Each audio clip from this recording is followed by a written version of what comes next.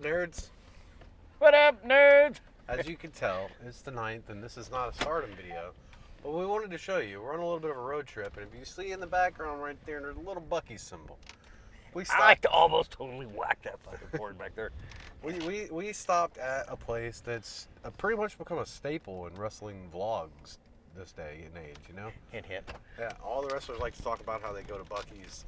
We're at Bucky's. And that little thing you see in the window right there is the stand, like this thing right here. Yeah, that's how we're keeping it glued to the windshield right now. So let me turn this around and we'll tell you what's about to happen. Surprise! I'm the Matt, and over there driving is Waldo. And I don't know if you can also tell it's nighttime, so I'm not wearing my sunglasses. So that's you're how only you're gonna see me. So you gotta look a mugly mug with, and what's probably gonna be our longest video. Yeah. We've got about a 4-hour drive, and we're just gonna talk until we can't talk anymore. And out of also, I also swing around to hit every bump that I can find. Oh yeah, lots of curve checks.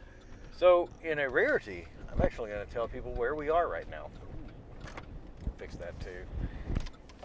We're pulling onto I-35 North, exit 304, which means that we are right outside of Temple. Yep. Where are we going, Matt? We're going to East Texas, the home of the official birthplace of Face4Wrestling before we even knew it was going to be a thing. We're actually heading back to the compound this weekend for some future stuff that we're not quite ready to reveal yet. Yeah. But we are going to Northeast Texas in the Nacogdoches region. Yeah. And so we want to apologize for the lack of a stardom video this month. But, and this is something neither of us are going to go into, but we'll just tell you, it's been a very big month for both of us personally. Oh yeah. Ups and downs both. So we never really had a chance to sit down and shoot a video. Well, we were like, hey, we're making this 4-hour drive. Why don't we do something we've never actually done on our wrestling channel and just talk about wrestling and record it for 3 or 4 hours? However long until we get... It's actually probably going to go as long as it takes before Waldo needs a smoke break. Yeah, don't do that in the vehicle or the house or anything like that. So, what we're going to do today, we were actually discussing last night, random, like, leave comments below if you have an opinion on this. Before you get too far into the video, I want to make sure that people remember this, because this will be up before August 20th. Mission Pro Wrestling presents Hard Days Night, San Antonio, Texas, at the Salvation Army Mission Corps in San Antonio, where Face4Wrestling is the official sponsor of Simon Miller. 1 if by land, 2 if by sea, 3 if by ring. That was pretty good, wasn't it? And on top of that, we're doing a raffle to support them kids. That's right. Help them kids out. Waldo has joined up with CBT Nuggets, CBTNuggets.com, with Mission Pro Wrestling, MissionProWrestling.com. I don't think we've ever actually explained what CBT Nuggets is for people buying raffle tickets. I did in the CBT video. I'll get to that in a second. Each raffle ticket is $1. How many dollars is that? $1. Not a lot of dollars. We'll post the links below for anybody that wants to pick up a raffle ticket. Send us that $1 on PayPal or Cash App at Face4Wrestling, $Face4Wrestling. Each $1 entry is 1 raffle submission. So if you send $20, that is 20 entries.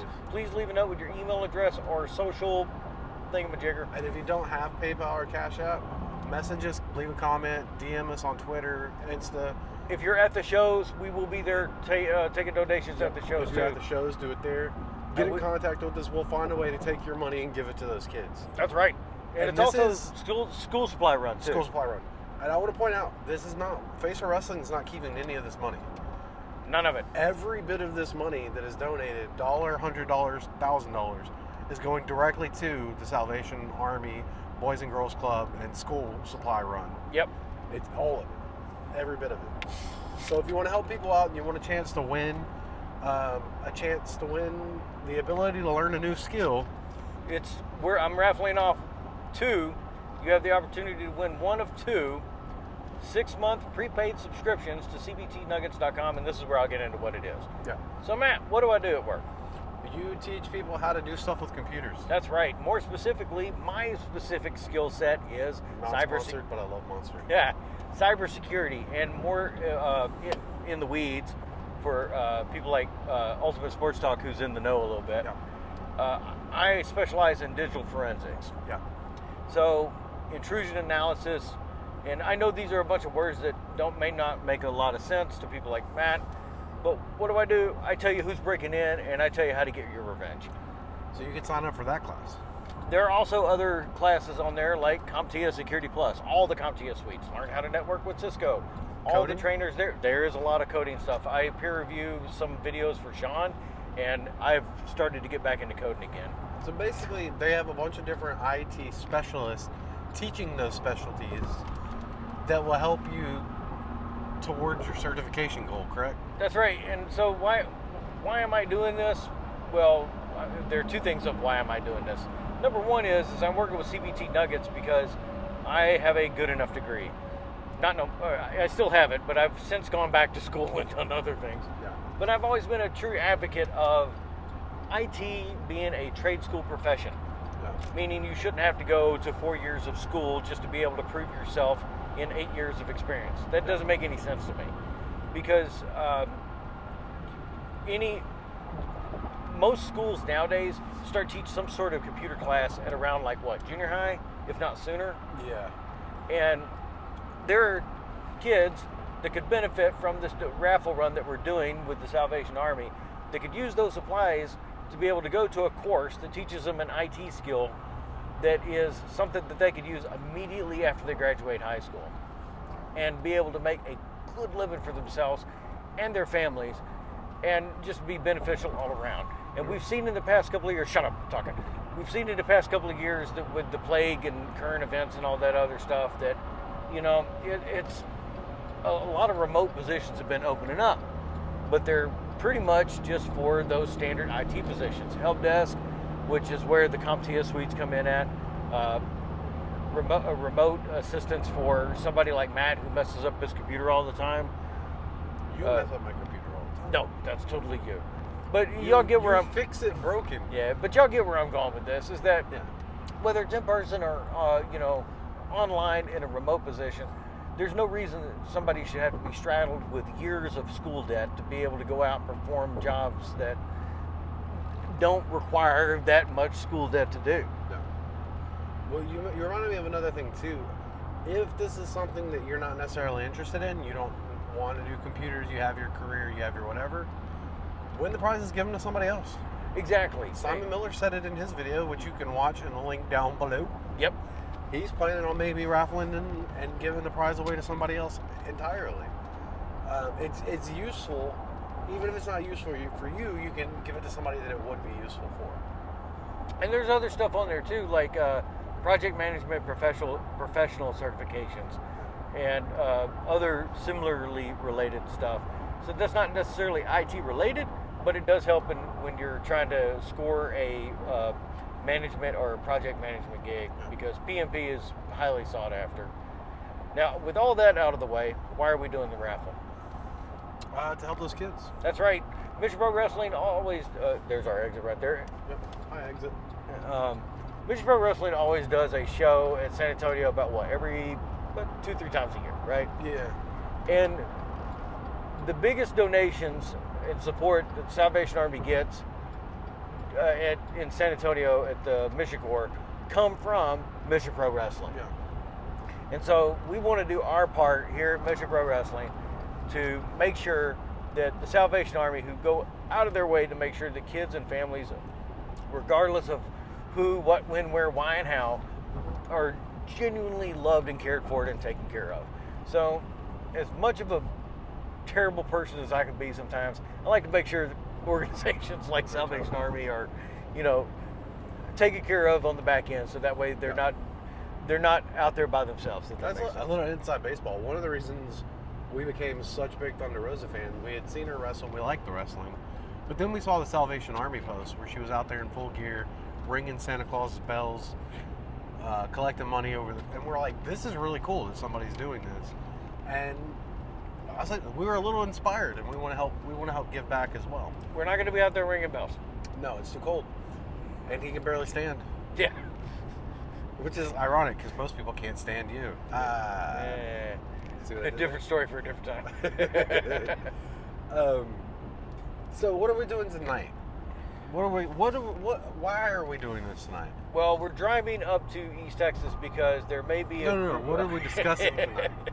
So, one of the things we had talked about past couple of days that made us actually think about doing this during our long drive up to East Texas, because we have about roughly 200 miles left. Yeah.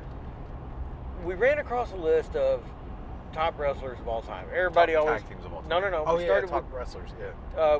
it always starts off with top wrestlers of all time and who they think should be here, who they think should be there, placed on the list. Mm-hmm. And one thing that really struck Matt and I was, what about tag teams? Because we love tag teams. We're tag team wrestling fans. And that's why, more inside baseball here, why did we sponsor the Renegade Twins as much as we did? We love Because tag teams. it was the tag team that drew us in. It was the fact that we grew up with Freebirds, Horsemen, Sting and Luger, all sorts of different tag teams out there. And we started thinking about our own list of greatest tag teams of all time.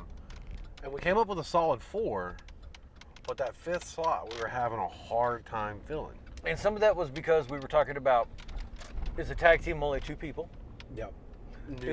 New Day Freebird rule. Right. Or are we counting stables in here too? Or 4 are we, horsemen. Right. Or are we counting like just whoever, like one that we ran across Meshed together. Yeah. Mega powers. And then we also had some other criteria that we were talking about too, like were they bigger apart than they were together, before or after? Outsiders. So our rules were, we'll see if we can remember them and go back and forth, okay? Yeah. So rule number 1 was we were talking about pure tag teams. Yep. Rule number 2 was we were talking about longevity. Yep. And then explain the outsider rule. The outsider rule, like he kind of touched on, was Nash and Hall were always, even now, more recognized as either Diesel, Razor Ramon, Hall, or Nash. A lot of people forget that they had a hugely successful tag run. So even though they were a good tag team, Diesel was big in his own rights, Nash was big in his own rights, and vice versa. Do they count? And it was also the Mega Power rules. Like Hulk Hogan and Macho Man told an awesome story. We're a good tag team. But Hogan and Macho Man exist on their own. They're going to be in that greatest wrestler list of all time. You know what I mean? Yeah, and just to pick on the Mega Powers just for a second, they didn't have the longevity. No.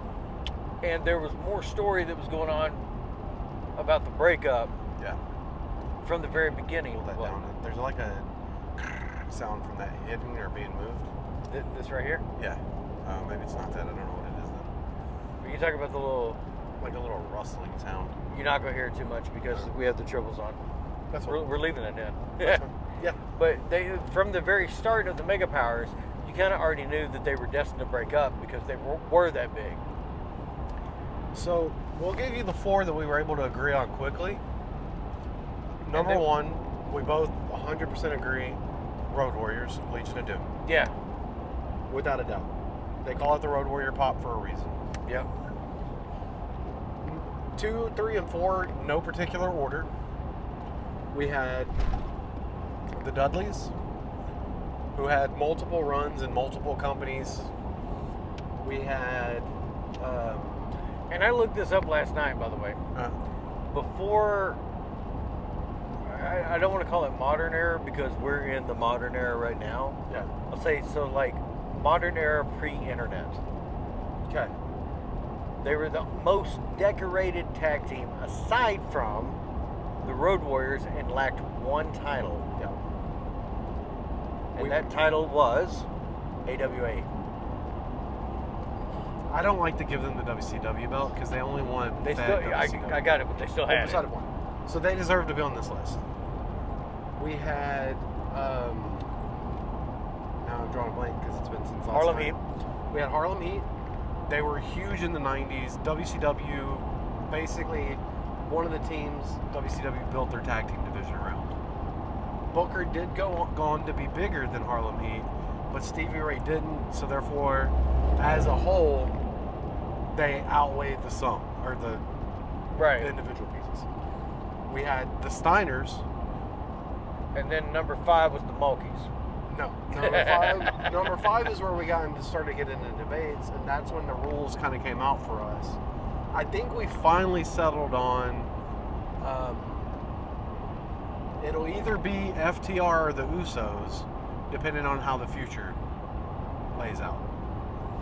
For me, and for you, I think you were pretty big on Heart Foundation, the original Heart Foundation. Yeah, hold on. Where's my thingamajigger? Are you trying to pause? No, hold on. Let me just make sure I ain't got to stop on this one. Anyway, so... You might watch Face4Wrestling and become Face for Mugshot. Yeah, sorry, there's an incident that happened here. You'll see it in the rearview mirror. Pause for just a second.